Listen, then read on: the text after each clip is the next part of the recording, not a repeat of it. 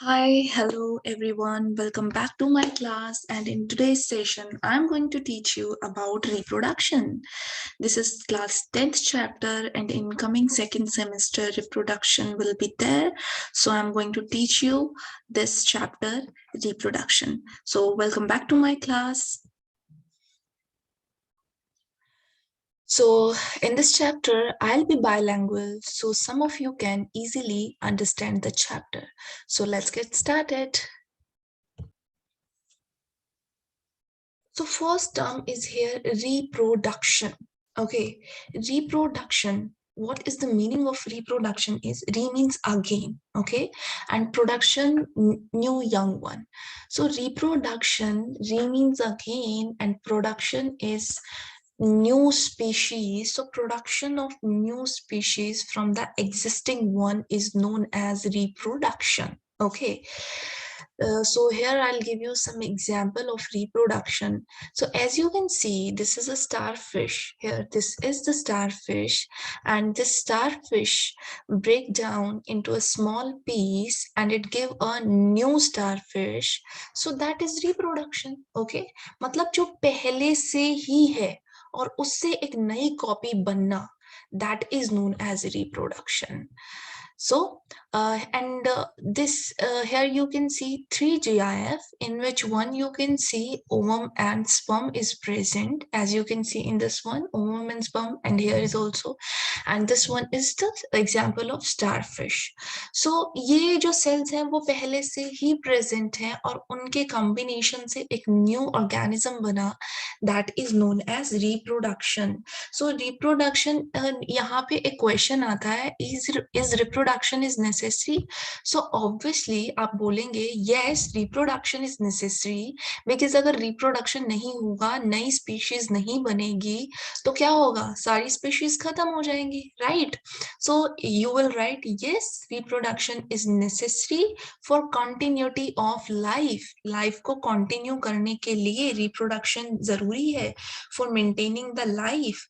So this is the essential activity.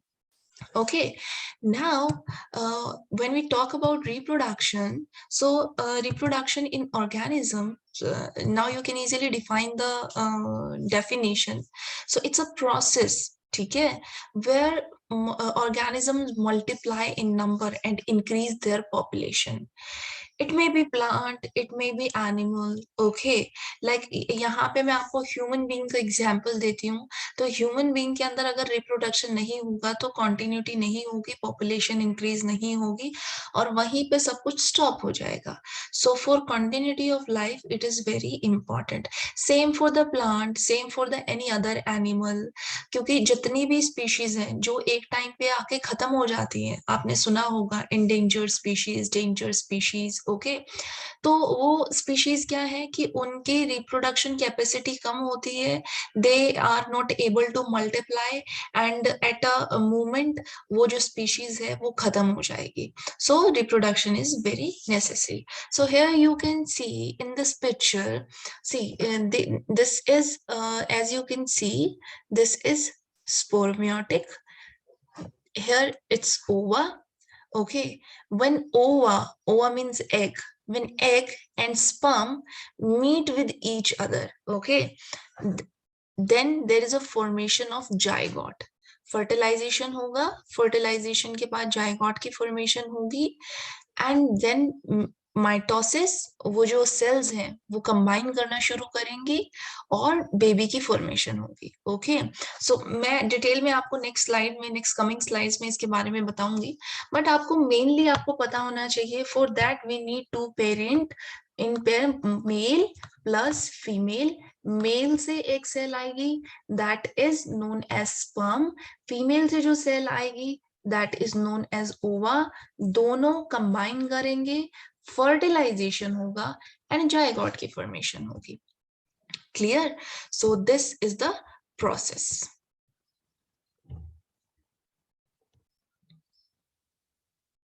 Reproduction is a biological process, okay, जिसके अंदर क्या होगा कि एक ऑर्गेनिज्म की फॉर्मेशन होती है for essential for the continuity of species. Now अगर हम बात करें रिप्रोडक्शन की, क्या रिप्रोडक्शन एक ही तरीके से होता है सब ऑर्गेनिजम्स के अंदर या कुछ डिफरेंट डिफरेंट टाइप है? तो देखो डिफरेंट ऑर्गेनिजम्स हैं तो ऑब्वियसली उनके अंदर जो रिप्रोडक्शन होगा वो भी डिफरेंट ही होगा, दैट इज नॉट सिमिलर। हाँ, कुछ स्पीशीज के अंदर सेम है बट कुछ के अंदर क्या है वो डिफरेंट है। So here different form of reproduction, and what are the different form of reproduction? Animal can be oviparous, ovoviviparous, and viviparous. Now you will say, what is ovovivi, and viviparous? See, oviparous, oviparous जो animals हैं उनके अंदर क्या होता है कि they lay egg। आप easily learn कर सकते हैं ओवी, ओवी में जो फर्स्ट लेटर है वो है O, and O is the shape of egg. ठीक है, तो ओवीपैरस क्या होगा कि जो एनिमल्स एग ले करते हैं, the young hatch from the risk. Risk का मतलब यहाँ पे है कि एग के अंदर से आना, क्योंकि एग जो है वो बहुत वल्नरेबल होता है टू प्रेडेटर्स, कोई भी उसको ईट कर सकता है, इजीली कैच कर सकता है। ठीक है, सो एग्जाम्पल रहेगा रेप्टाइल्स एंड बर्ड्स। ना ओवो वीवी पैरस, ओवो वीवी, ओवो तो ये एग के लिए वर्ड है, एंड वीवी जो है वो है यंग वन के लिए। तो यहाँ पे क्या होगा, जो फीमेल है retain the egg for short period of time before hatching, और मे बी एग में hatch within the female's body.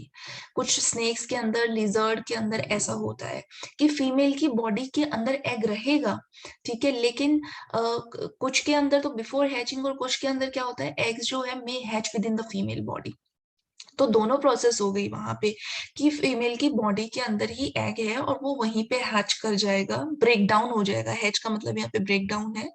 ठीक है, और वहां से यंग वन प्रोड्यूस होगा। So this is ovoviviparous. Now viviparous, viviparous आप easily समझ ही गए होंगे कि ओवो अगर एग लेइंग है तो वीवी पैरस के अंदर क्या होगा, the young develop in the mother's womb और mother's body. Like you can give example mammals, in mammals you can give example human being. जो क्या होता है कि 9 मंथ तक जो बेबी है वूम के अंदर ही रहेगा, वहीं डेवलप करेगा, तो उसके जो वल्नरेबल चांसेस हैं वो बहुत कम है। ठीक है, 0% है, पॉइंट। और कोई प्रॉब्लम हो सकती है लेकिन कोई प्रेडेटर उसके ऊपर अटैक नहीं कर सकता है क्योंकि वो वूम के अंदर है, वो प्रोटेक्टेड है। राइट, सो यहाँ पे एक और क्वेश्चन बनता है, और वो क्वेश्चन ये है कि different type of form of reproduction में जो वल्नरेबल फॉर्म है वो कौन सी है? दैट इज ओवी पैरस, बिकॉज वो जो एग ले करेंगे वो वल्नरेबल है, प्रेडेटर्स उनके ऊपर इजीली अटैक कर सकते हैं, उसको ब्रेक डाउन कर सकते हैं, उसको ईट कर सकते हैं। ठीक है, so these are the three forms of reproduction: oviviviparous, oviparous, and viviparous. Hope these three forms are clear for everybody. Now, as you can see, there are a few examples of oviparous, viviparous. Oviparous animals, again I'm repeating, they lay eggs that hatch. Okay, platypus भी इसका ही example है. Viviparous, that animals give birth to live animals. So chances survival के किसके ज़्यादा है? Viviparous के, not oviparous. Okay, so here spelling, there is a mistake in spelling. So it is VIVI, viviparous. Okay.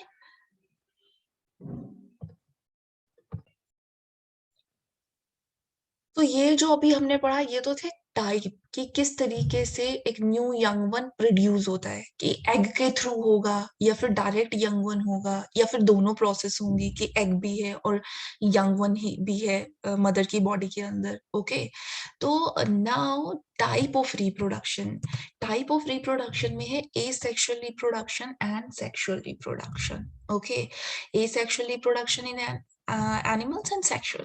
So asexual, there is no need of two parent. ठीक है, simple difference है दोनों में। एसेक्सुअल में दो parents की जरूरत नहीं है, बट सेक्सुअल के अंदर दो पेरेंट्स की जरूरत है। So as you can see here, these are the two type of reproduction, asexual and sexual. So in asexual single parent needed. आपको क्या करना है, जो जितनी भी टर्म्स हैं ठीक है, जैसे रिप्रोडक्शन है, एसेक्सुअल रिप्रोडक्शन है। कंप्लीट लाइन याद ना करके सिर्फ सिंगल 2-3 वर्ड्स लर्न कीजिए, क्योंकि राइटिंग तो आप खुद से भी कर सकते हैं। तो एसेक्सुअल में आपको जो वर्ड लर्न करना है that is single parent, okay, means there is no involvement of gamete और there is no involvement of two parents, so that is asexual. Here you can give example of hydra, amoeba, lot of examples are here. Okay, now sexual reproduction. Sexual reproduction के अंदर क्या होगा कि there is need of two parent. Obviously अगर two parent की जरूरत है यहाँ पे, तो गैमेट जो है वो इन्वॉल्व होंगे इस प्रोसेस के अंदर. So you can write sexual reproduction where need of two parents, opposite sex, male and female, participate in this process, and fusion of male and female gamete that give zygote, that give new young one. So this is the difference between asexual and sexual reproduction. One more difference: asexual always give copy, okay, exact copy, there is no variation, and sexual give variation. देखिए variation क्यों दे रहा है, क्योंकि यहाँ पे दो parent involve है. Half gamete, एक गैमेट मेल से आया, एक गैमेट फीमेल से आया, मींस डीएनए दो डिफरेंट पेरेंट से आए हैं, ठीक है, मेल एंड फीमेल से, तो नई कॉपी बनेगी, नए कैरेक्टर आएंगे, वेरिएशन है. बट एसेक्सुअल के अंदर क्या है कि एक ही पेरेंट इन्वॉल्व है, तो there is no chance of formation of new copy, so there is a exact copy, okay, like photocopy, you can say that exact copy रहेगी. तो आप यहाँ पे 3-4 डिफरेंस भी ऐसे लिख सकते हैं, कभी कभी एग्जाम में पूछ लिया जाता है that right the difference between asexual and sexual. तो 3 डिफरेंस तो आप इजीली लिख सकते हैं.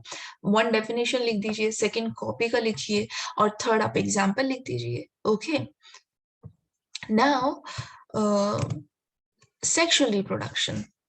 सेक्सुअल रिप्रोडक्शन की जो प्रोसेस है, लेट मी टेल यू, आपको पता है इसके अंदर need of two parent, male and female. So here this is male, okay, male give sperm. What is sperm? It is a gamete, okay, that help to produce new young one. Now second, egg cell. What is egg cell? This is also gamete.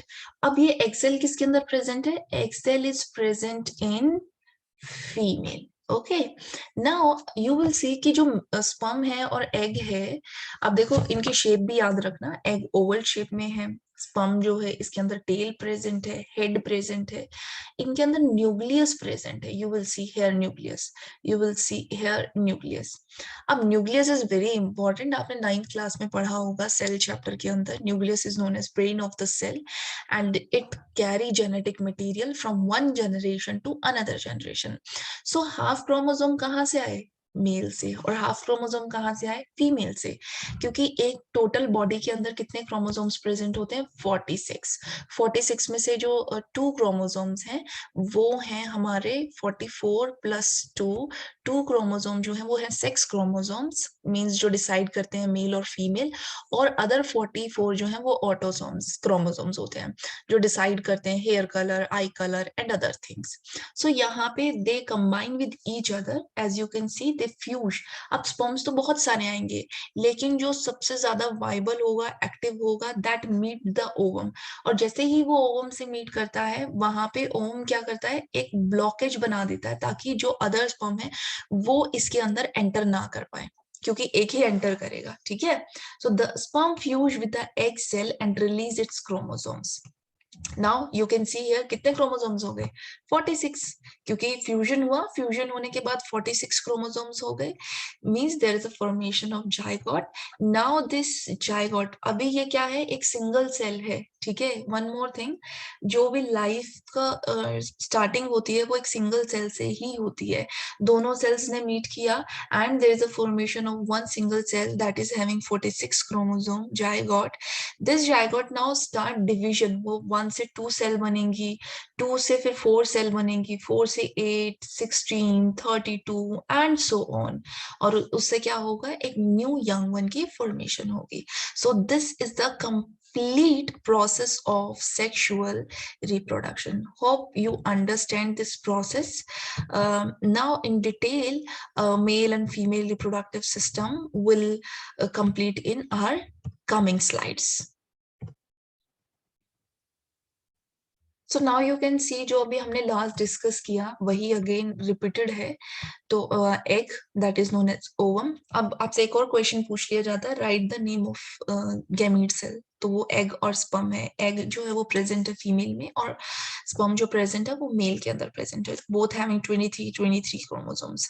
Fertilisation होगा, zygote की formation होगी and after that embryo की formation होगी. Okay, same process. So as you can see here again similar gametes हैं. Gamete egg female में है. और yes, one more thing that let me tell you, जो egg है that is having X chromosome and sperm having X Y chromosomes. आपने 8th class में भी पढ़ा है ये कॉन्सेप्ट कि इफ एक्स एक्स और x Y, C female give x and male is also give x, then a girl child, and if female give x and the male give y, then this is a boy.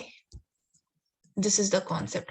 सो एक बहुत famous question है यहाँ पे, that in Indian society generally females are blamed for a girl child.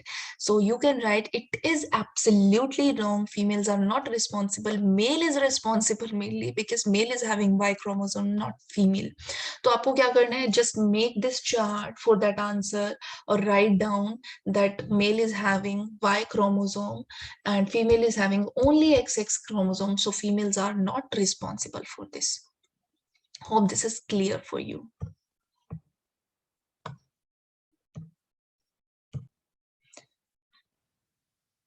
Hope these topics are clear for you. So in coming slides, in coming videos, I'm going to teach you about male and female reproductive system. Thank you so much.